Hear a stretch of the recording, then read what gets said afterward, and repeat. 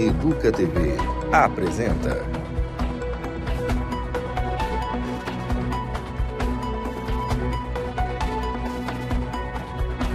Educa Acontece. Olá, tudo bem com você? Educa Acontece no ar. Dá só uma olhada nos destaques. 45 escolas de ensino fundamental da Rede Municipal de Campinas serão equipadas com aparelhos de ar-condicionado. Essa iniciativa tem como objetivo proporcionar mais conforto térmico para alunos e professores. Tem ainda entrevista com o pesquisador Alexander Moreira. Ele é professor de psiquiatria da Faculdade de Medicina da Universidade Federal de Juiz de Fora, fundador e diretor do Núcleo de Pesquisa em Espiritualidade e Saúde da Universidade e ganhou o principal prêmio da área de psiquiatria e espiritualidade. Eu sou o primeiro latino-americano a receber, então trazendo a contribuição da América Latina para esse tipo de pesquisa e também que muitos dos meus principais modelos acadêmicos de pesquisa na área da espiritualidade, como Viktor Frankl, Harold Koenig, Ken Pargamen e vários outros, foram os premiados anteriores. Então é uma honra enorme estar nesse grupo e ter a oportunidade de levar a pesquisa realizada no Brasil, com tantas dificuldades que nós temos aqui no Brasil, com sangue, suor e lágrimas muitas vezes, mas eu me sinto representando esse enorme leque de pesquisadores do Brasil que tem avançado, tem dado uma contribuição relevante para o mundo, avançar na compreensão da espiritualidade e saúde. Os detalhes desta entrevista especial você confere agora no Educa Acontece. Olha só que boa notícia! Escolas da Rede Municipal de Campinas vão receber ar-condicionado. A Secretaria de Educação já fez um estudo técnico para verificar a quantidade ideal de aparelhos para cada escola, levando em conta o tamanho dos espaços, a potência necessária e a infraestrutura elétrica de cada unidade.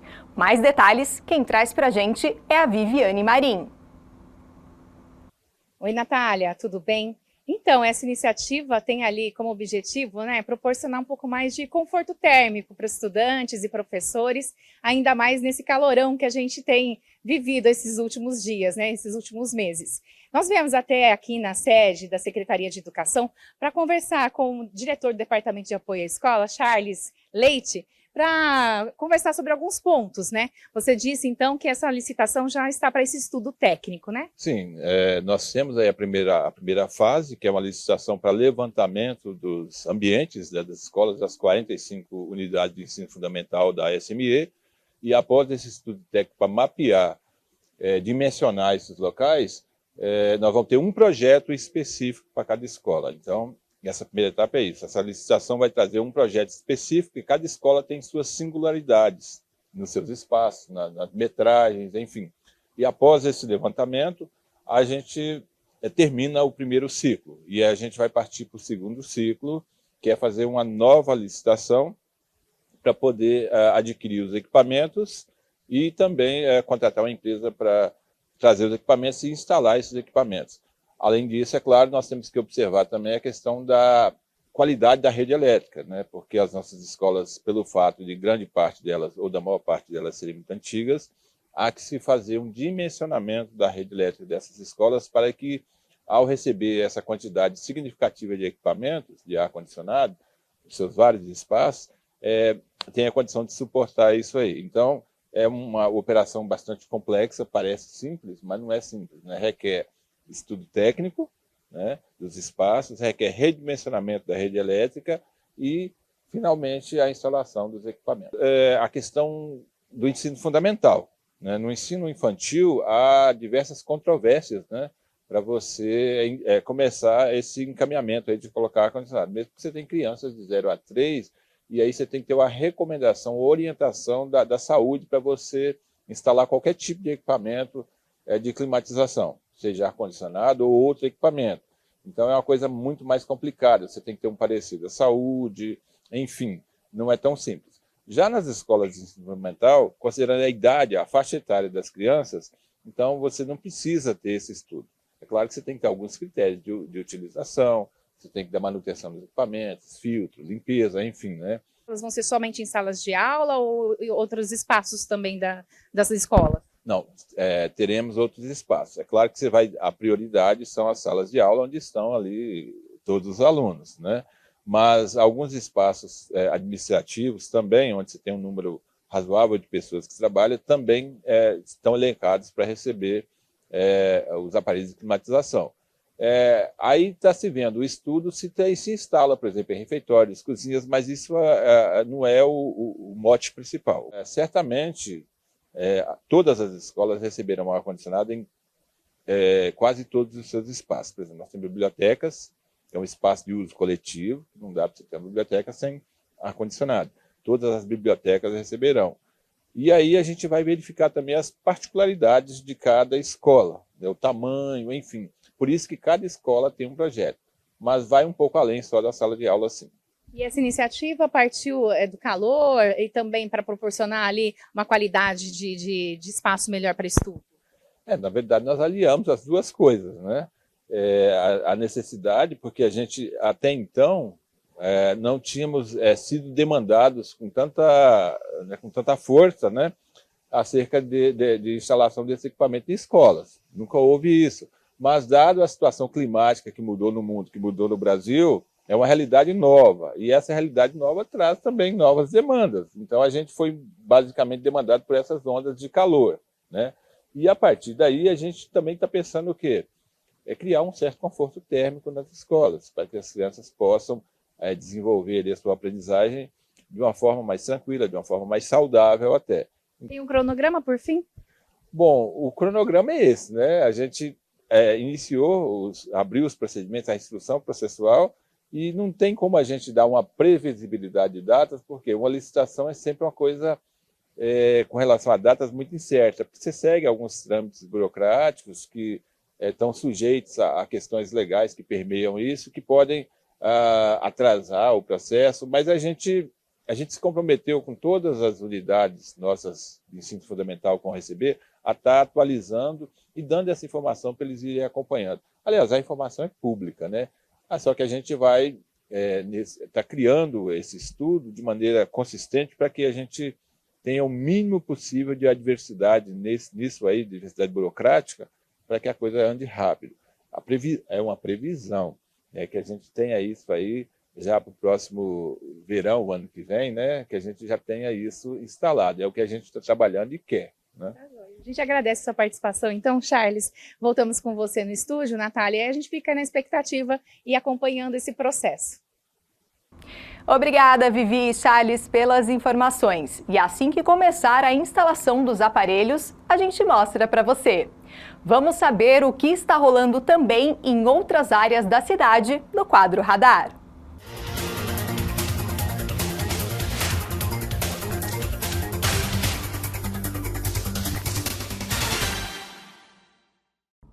O Hospital Pediátrico Mário Gatinho ganhou uma nova sala de cirurgia equipada com videolaparoscopia usada para procedimentos como retirada do apêndice. A expectativa é que a nova sala aumente em 25% o número de procedimentos. Com o reforço, o hospital passa a contar com 2 salas de cirurgia. Além disso, estão disponíveis na unidade 27 leitos de enfermaria e 14 de UTI. O governador Tarcísio de Freitas visitou a cidade de Campinas para apresentar o Projeto Guri, que inclui a música no currículo das escolas. A apresentação do projeto aconteceu na Escola Estadual Carlos Lencastre, no Jardim Garcia. O governador também assinou o documento que transfere para o município o antigo Palácio da Justiça, que agora, sob a gestão municipal, se chamará Palácio da Cidade. Campinas abriu as inscrições para a edição de 2025 do concurso Rainha Pérola Negra. O concurso busca homenagear mulheres negras do município que são destaques na promoção da igualdade racial. Para concorrer, é necessário ter mais de 18 anos, ser brasileira e se autodeclarar negra, comprovar residência em Campinas e apresentar um currículo de atuação na categoria escolhida. Os documentos podem ser entregues na Avenida Campos Sales, 247, na sede da Coordenadoria Departamental de Promoção da Igualdade Racial, ou encaminhados pelo e-mail cepir@campinas.sp.gov.br. As inscrições vão até 25 de abril e o resultado sai no dia 28 de abril via Diário Oficial. A cerimônia de coroação acontece em maio.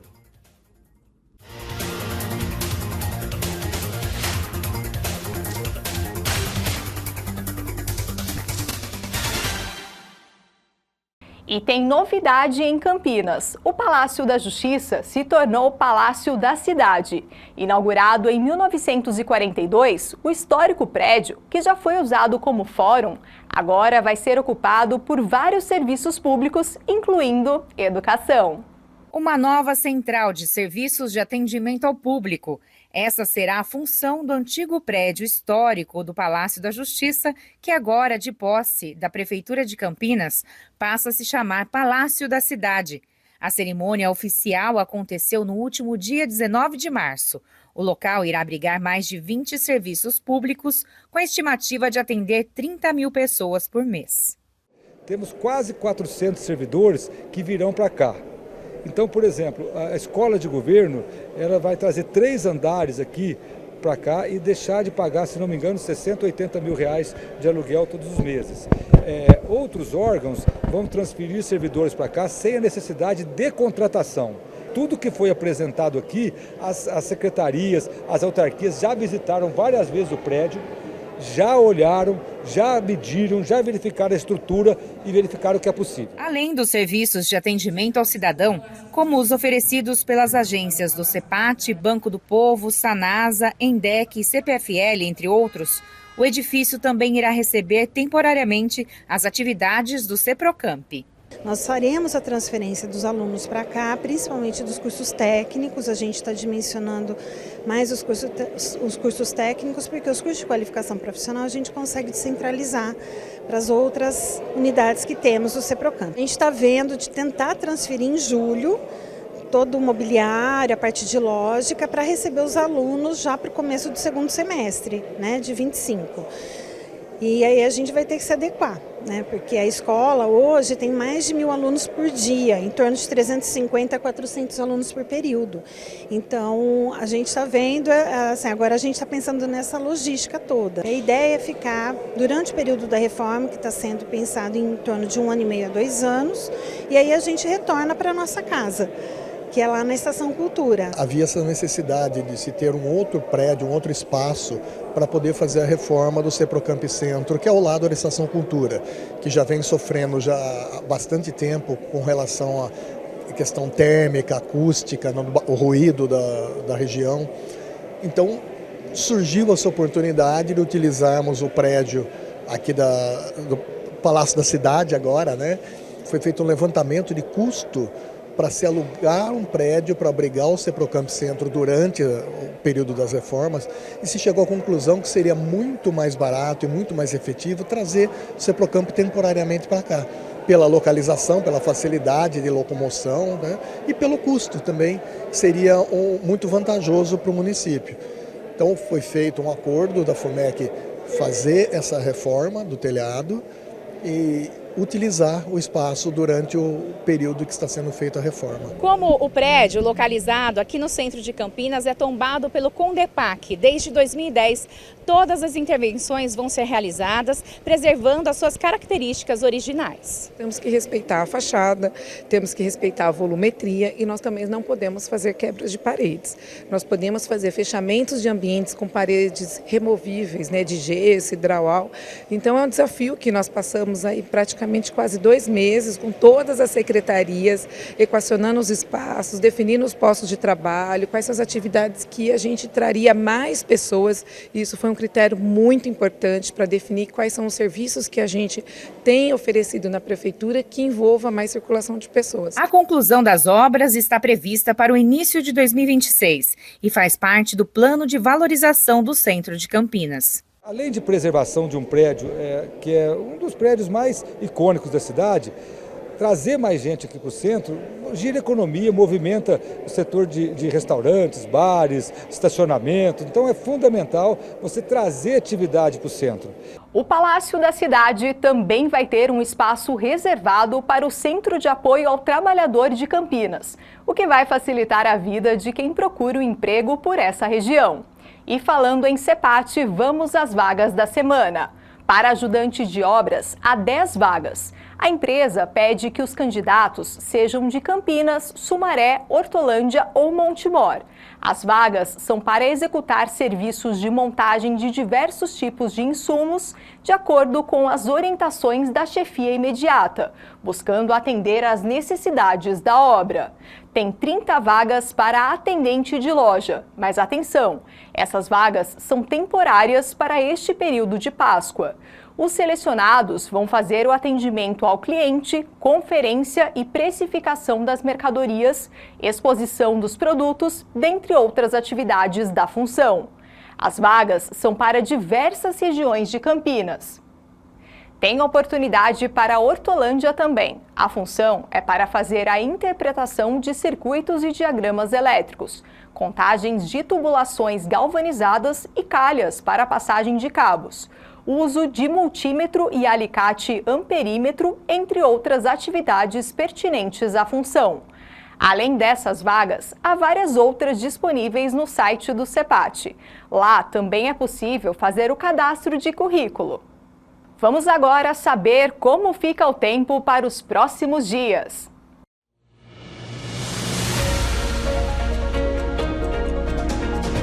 Nesta semana, o sol continua, mas com ele vem aumento de nuvens.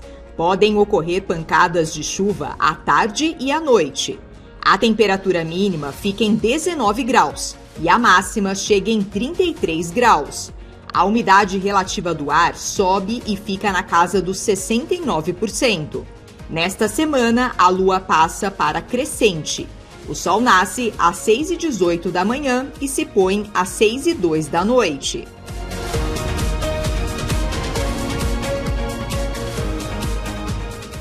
E no dia 9, uma quarta-feira, tem programa novo do Educação em Debate. Você vai conhecer o programa Memória e Identidade, Promoção da Igualdade na Diversidade. O MEPID pertence à Secretaria Municipal de Educação e promove discussões dentro das escolas com o objetivo de combater as discriminações étnico-raciais. Como o MEPID atua na prática, você fica sabendo no dia 9 de abril, às 9h30 da noite. E essa semana, no Educa Esporte, você vai ver como foi o evento esportivo realizado em Campinas, que contou com a presença de atletas olímpicos. Os detalhes, quem conta pra gente é o Wesley Tadeu. Olá, gente, tudo bem? O Educa Esporte desta semana está imperdível. Você vai acompanhar reportagens especiais do maior evento esportivo que aconteceu aqui em Campinas, que reuniu grandes nomes do esporte nacional. No quadro Longevidade, a importância do consumo de água durante a prática esportiva. Então você já sabe, todos os detalhes no Educa Esporte. Espero por você. A família do Senhor Coelho já chegou em Campinas e está encantando crianças e adultos. Uma mega estrutura foi montada em vários bairros da cidade para receber o show encantado da Páscoa. Nossa equipe acompanhou a apresentação lá no Jardim Esmeraldina, onde o cheiro de chocolate se espalhou no ar. Quem traz os detalhes é a Lilian de Souza. O show ainda nem tinha começado e os lugares em frente ao palco já estavam lotados. Adultos e crianças estavam atentos à espera da primeira apresentação do Show Encantado da Páscoa 2025 no Jardim Esmeraldina. Vocês chegaram cedo aqui pelo jeito? Sim, chegamos bem cedo, para garantir o lugar, né? E qual que é, você sabe o que vai ter aqui, o que é o show, o que é a sua expectativa? É o show de Páscoa, né? Já é o segundo ano que a gente participa. O ano passado a gente veio também no show de Natal que teve aqui, também a gente veio. E é sempre uma expectativa, né? Eu sou mais criança do que ela, né? E a gente gosta bastante. Sempre gostou de vir cedo para poder aproveitar. E aí vai ficar aqui bem pertinho do show para assistir. O que vocês vão ver? Vocês já sabem? Vocês têm ideia? A gente não tem ideia ainda do que vai ver. E vocês, esse não é a primeira vez que tem show aqui no bairro desse tipo. Vocês gostam? Como é que é quando vem esse tipo de atividade aqui para o bairro de vocês, pertinho de casa? Ah, é muito legal. Eu venho todo ano. Todo ano eu tô aqui. Serão 11 apresentações em diferentes regiões da cidade. Além dos cenários imersivos com o tema da Páscoa, o cheiro de chocolate deve tomar conta da plateia, despertando memórias afetivas em crianças e adultos.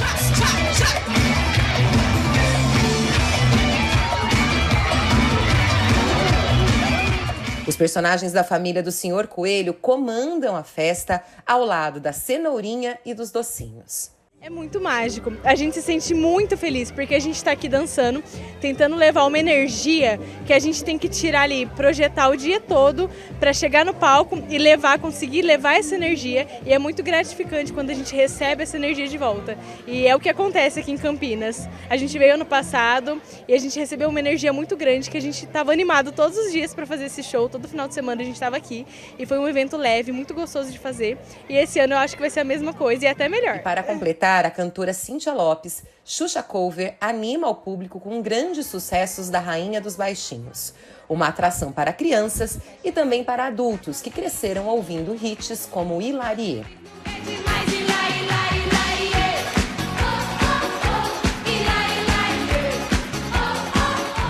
Serão 11 apresentações em diferentes bairros da cidade. E em todas elas, a população vai poder sentir a magia da Páscoa e o cheirinho do chocolate. A secretária de Desenvolvimento Econômico, Tecnologia e Inovação de Campinas, Adriana Flose, explica que os shows foram selecionados para levar o melhor aos moradores de Campinas. Tem sido incrível, né? E hoje a gente começa com esse show aqui no Jardim Esmeraldina.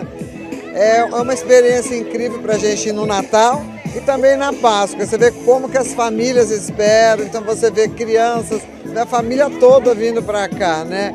É esse encantamento desse show que é feito justamente com esse propósito. Então, a gente vê pela alegria e pela vibração que as crianças têm. Os shows deste ano contam com um investimento superior a R$1 milhão, viabilizado por emendas impositivas dos vereadores. As datas e locais das apresentações estão disponíveis no site da Prefeitura em www.campinas.sp.gov.br/Páscoa.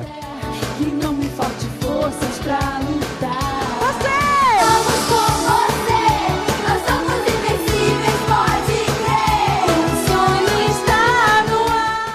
Uma pausa no Educa Acontece. A seguir, tem entrevista especial com o psiquiatra e pesquisador Alexander Moreira.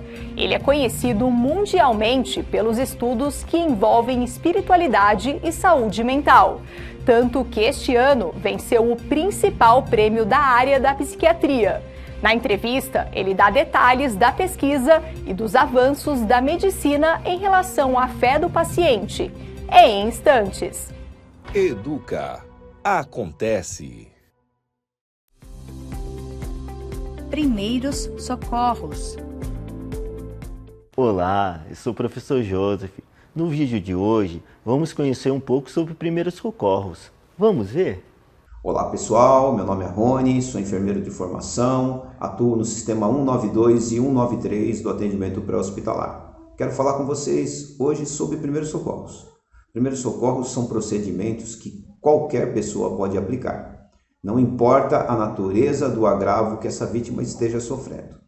Eu presenciando, eu devo aplicar os procedimentos de primeiros socorros. Para tal, eu preciso ter uma segurança. A cena, o ambiente tem que estar seguro. Uma vez tendo esse ambiente seguro, eu me aproximo da vítima e identifico os possíveis agravos, as possíveis alterações. É fundamental também que eu solicite ajuda de maneira adequada.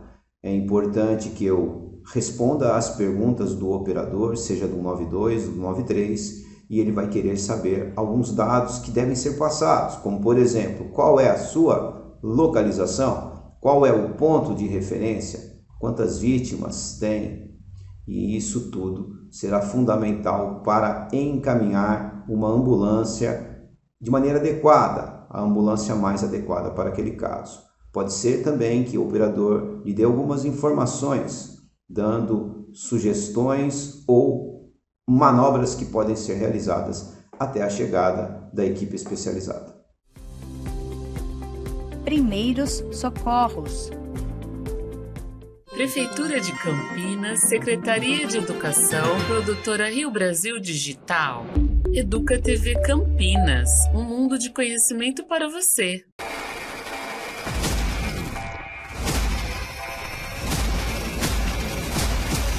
Dengue. Prevenção é a única arma contra a doença. Olá, eu sou a Luciane Farias, professora, e vim falar sobre algumas formas de prevenção à dengue. Eu sei que você vai dizer que já sabe, mas se der uma voltinha aí pelo seu quintal, será que não vai encontrar algum possível criadouro do mosquito? Como, por exemplo, garrafas plásticas, pratinhos de vasos de plantas, latinhas. Que tal dar uma olhadinha? E lembre-se, mantenha a caixa d'água sempre limpa e bem fechada. Limpe as calhas da sua casa. Descarte no lixo qualquer objeto que possa acumular água. E limpe regularmente os recipientes de água dos seus animais de estimação.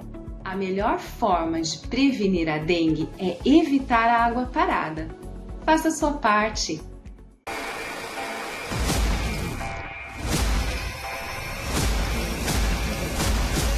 Dengue. Prevenção é a única arma contra a doença. Prefeitura de Campinas, Secretaria de Educação, Produtora Rio Brasil Digital. Educa TV Campinas, um mundo de conhecimento para você. Educa. Acontece. Estamos de volta aqui pelo 12.2 da sua TV aberta. Sempre muito bom ter a sua companhia e audiência ao longo da nossa programação. Melhor ainda quando você participa enviando mensagem para o nosso WhatsApp. Conta pra gente o que deseja ver aqui na Educa TV. E agora eu te convido a acompanhar a entrevista especial que fizemos com o professor de psiquiatria da Faculdade de Medicina da Universidade Federal de Juiz de Fora, Alexander Moreira. Ele é pioneiro no estudo sobre psiquiatria e espiritualidade e este ano ganhou o principal prêmio do mundo da área. Ele conversou com a Viviane Novaes sobre suas pesquisas e como este reconhecimento é importante para o Brasil.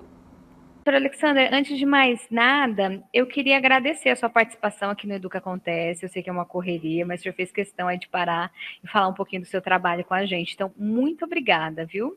Eu agradeço a oportunidade de poder divulgar um pouco mais, levar para a população um pouco do trabalho que a gente tem feito. Doutora, eu estava vendo aí do seu trabalho, são 20 anos de experiência, mais até, né? Quando que começou o senhor a colocar a parte da espiritualidade aí nesses estudos? Como que tudo começou? Por que o senhor viu essa necessidade, começou essa investigação? Na realidade, tudo começou há 30 anos atrás, exatamente 30 anos, em 95, eu era estudante de medicina.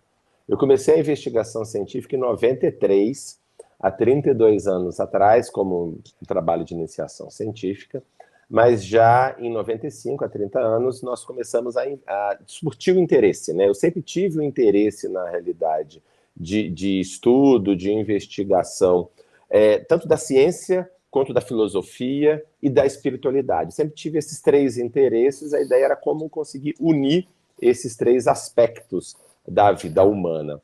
E justamente naquela época surgiu a oportunidade de investigar alegados relatos de curas espirituais, cirurgias espirituais. Então nós fomos em loco, nós filmamos, entrevistamos pacientes, trouxemos material para exame laboratorial. Então a primeira investigação foi há 30 anos, e também agora a gente celebra 20 anos que eu terminei o meu doutorado em psiquiatria na USP, investigando também saúde mental de pessoas que têm algum tipo de experiência espiritual, no caso médios, e também há 20 anos eu comecei o pós-doutoramento lá nos Estados Unidos, na Duke University, com o principal autor no mundo na área de medicina e espiritualidade, que é o Harold Koenig. E, doutor, o que o senhor descobriu nesses estudos? Realmente está relacionado? Existe, então, essa relação, a mente, o espírito, as doenças estão relacionadas também? O que o senhor verificou? Então, acho que ao longo desses 30 anos de caminhada, foi muito bacana ver a construção de um conhecimento que hoje em dia, que antes era uma coisa meio tida como não convencional e hoje em dia já é aceito pelas principais associações médicas, psicológicas, por exemplo, do mundo. O que se sabe hoje em dia é que, primeiro, as crenças, experiências e práticas religiosas e espirituais não estão desaparecendo. Na realidade, são muito prevalentes no mundo inteiro, inclusive no Brasil. Só para se ter uma ideia, no Brasil, mais ou menos 1/3 da população frequenta um grupo religioso pelo menos uma vez por semana, inclusive adolescentes. É a atividade social mais frequente dos adolescentes em termos de regularidade. Esse é o primeiro ponto. Segundo, a própria crença. Só para você ter uma ideia, no Brasil também, em torno de 99% dos brasileiros acreditam em Deus, por exemplo.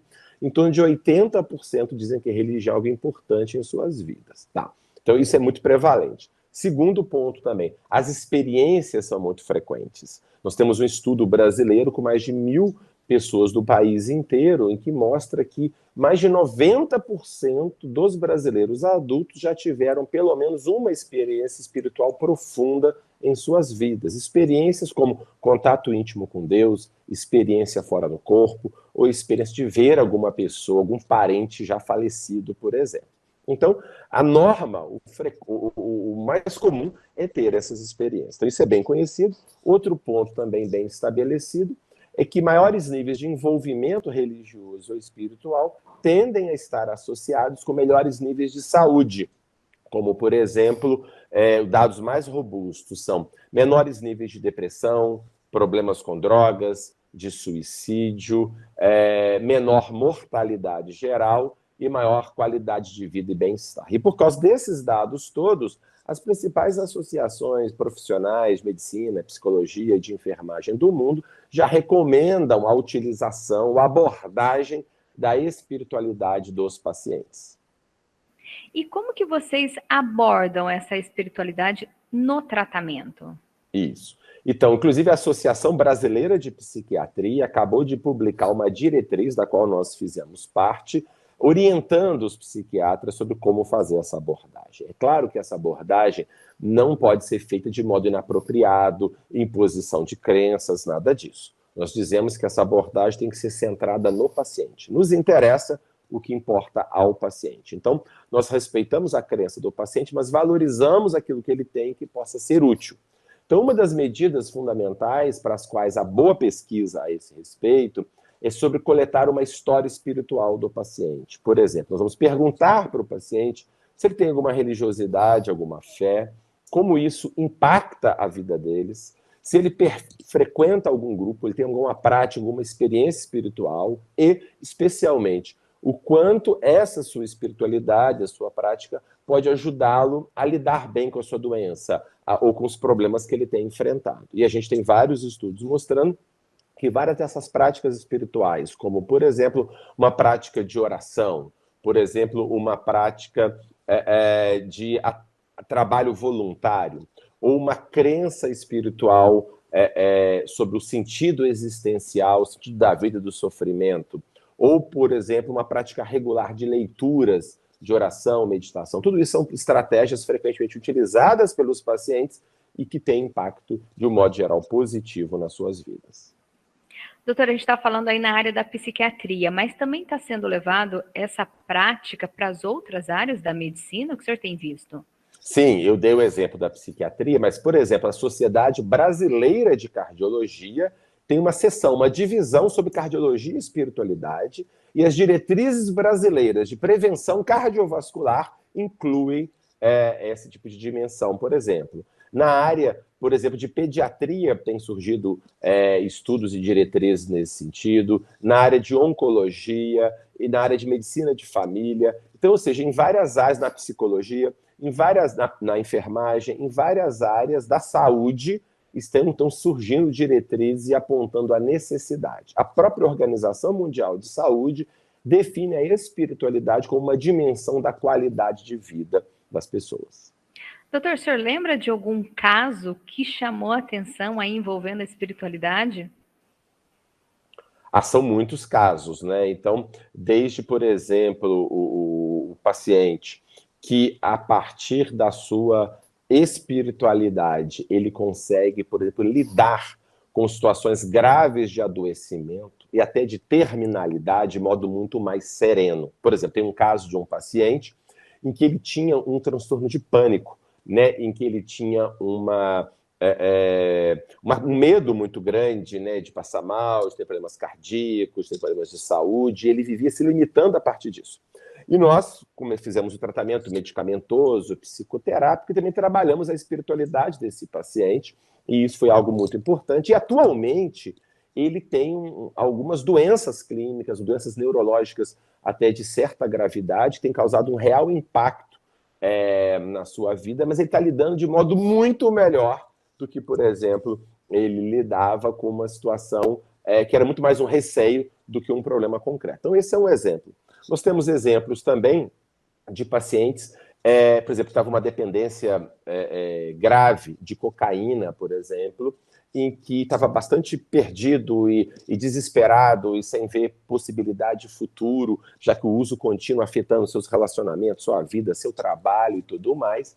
Claro, dentro do trabalho também medicamentoso, psicoterápico, foi redescoberto no paciente seu potencial espiritual. E esse vínculo espiritual de crenças, de práticas, de hábitos de leitura, de oração, de frequência a um grupo, isso foi algo fundamental no reequilíbrio desse paciente, em redirecionar a sua vida, em se perdoar em relação às dificuldades que ele teve, abrir um novo potencial, um novo círculo de relações, e hoje em dia esse paciente, por exemplo, segue completamente sem recaídas e com outro patamar de vida, isso em pouco tempo. Então a espiritualidade foi um fator fundamental, mas é importante destacar, nós nunca falamos da espiritualidade, primeiro, mais uma vez, impondo algo ao paciente, de forma nenhuma, e sem negar, também nós não negamos aspectos biológicos, psicológicos, nós defendemos sempre o que nós chamamos de abordagem biopsico-sócio-espiritual. Para afirmar a espiritualidade, eu não preciso negar a parte biológica, a parte psicológica ou social.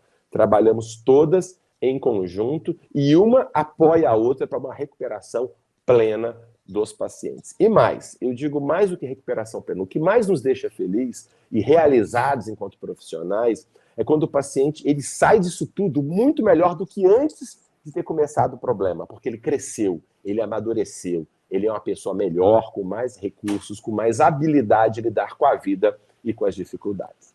E, doutor, o senhor também tem um estudo com os médiums. Como que foi esse estudo? O que se descobriu?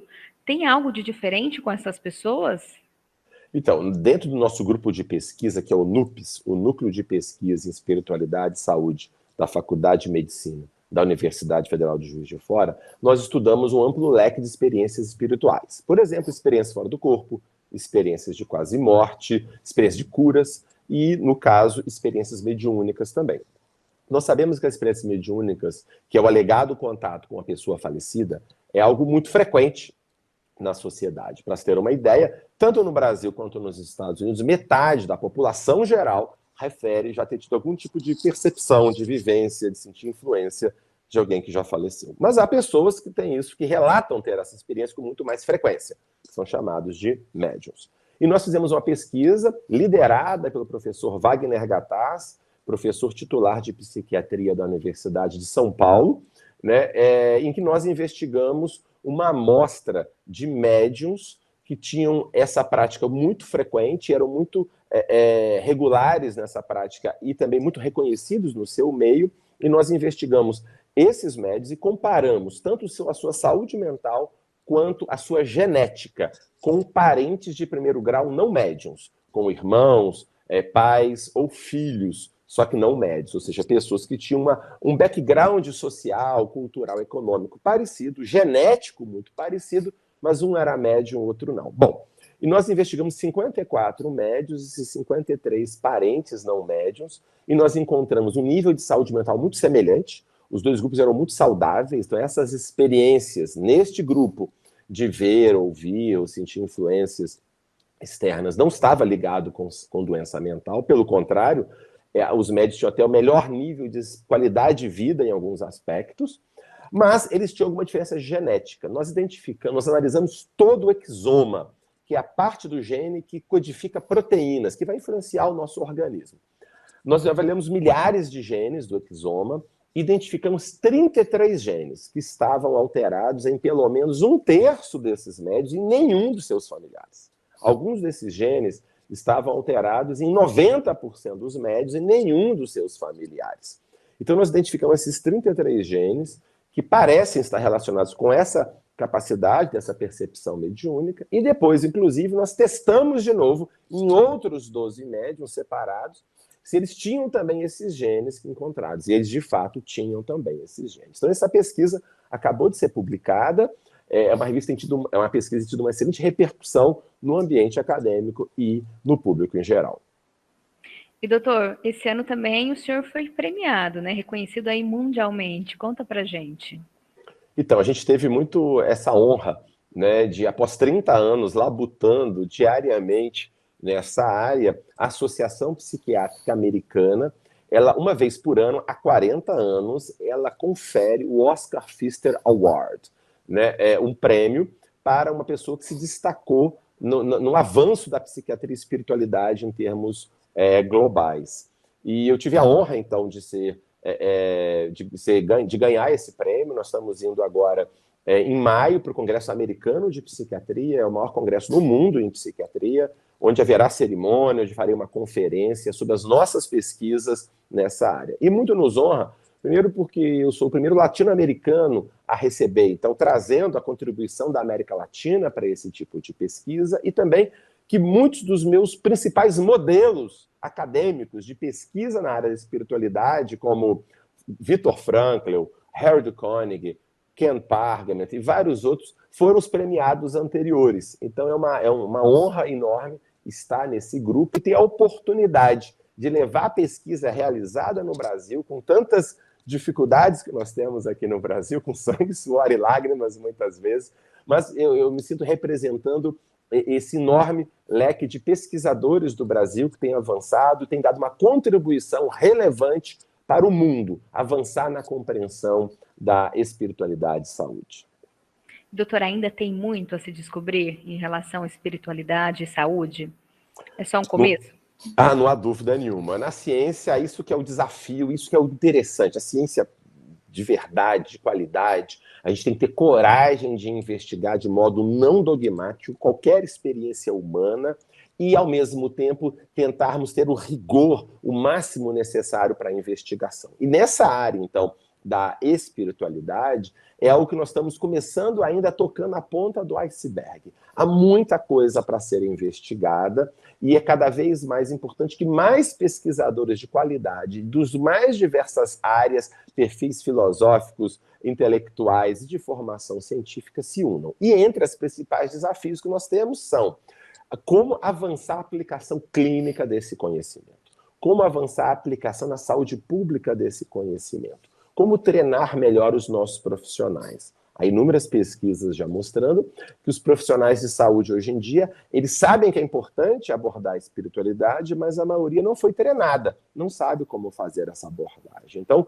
treinamento nessa área, desenvolvimento de currículos de treinamento, nós temos trabalhado nessa área. E, por fim, o estudo da experiência espiritual, né? A experiência espiritual é o que dá origem à espiritualidade, às crenças religiosas, a ideia de que existe uma dimensão transcendente, algo que vai além desse mundo que nós vivemos, esse contato com Deus, com espíritos, com ancestrais, isso é algo fundamental. E estudar essas experiências e o que elas nos dizem sobre a realidade e sobre até a mente humana. Porque essas experiências frequentemente indicam que nós, a nossa mente, a nossa consciência, é algo além deste corpo, né? Relatos de experiência fora do corpo, de quase morte, de sobrevivência, de percepção de pessoas falecidas, até de alegadas memórias de vidas passadas. Tudo isso, hoje em dia, tem sido submetido a um escrutínio científico. E é exatamente, essa é uma das áreas que mais nos interessa. A gente publicou recentemente um livro chamado Ciência da Vida Após a Morte. O livro foi publicado pela editora Springer Nature, a principal editora científica do mundo. Foi a primeira vez que uma grande editora científica publicou um livro sobre evidências sobre continuidade da mente, da consciência após a morte. E esse livro foi publicado originalmente em inglês, está disponível em português, agora em alemão e também em espanhol. Então é um avanço e é uma área também de extremo interesse no ambiente científico e também no público em geral. Doutor Alexander, obrigada, viu, por ter aceitado o nosso convite. Parabenizar o senhor pelo trabalho. A gente vai continuar acompanhando aqui e divulgando também todo o trabalho que o senhor e os colegas estão fazendo, viu? Muito obrigada e parabéns por tudo. Eu agradeço muito a oportunidade e convido também a todos que se interessarem por esse trabalho. Nós estamos tendo agora, no início de agosto, um congresso internacional de ciência, saúde e espiritualidade, que é o CONUPES. Vai ser a 6ª edição. Já estamos com inscritos de mais de 20 estados e mais de 100 cidades. Então, qualquer pessoa que tiver interesse na área de investigação científica e aplicação clínica e também no processo educacional sobre a espiritualidade, o CONUPES, que vai ser agora nos 3 a 5 de abril, também está aberto para receber a todos. Por hoje é só. Para rever nossas reportagens, basta entrar nas redes sociais da Educa TV. A gente se encontra sempre às 6 e às 11 da manhã e também às 7 horas da noite. Até mais. Tchau.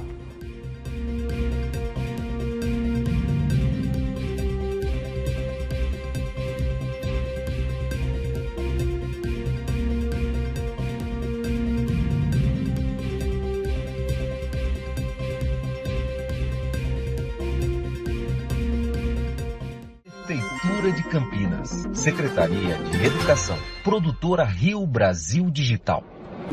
Educa TV Campinas, um mundo de conhecimento para você.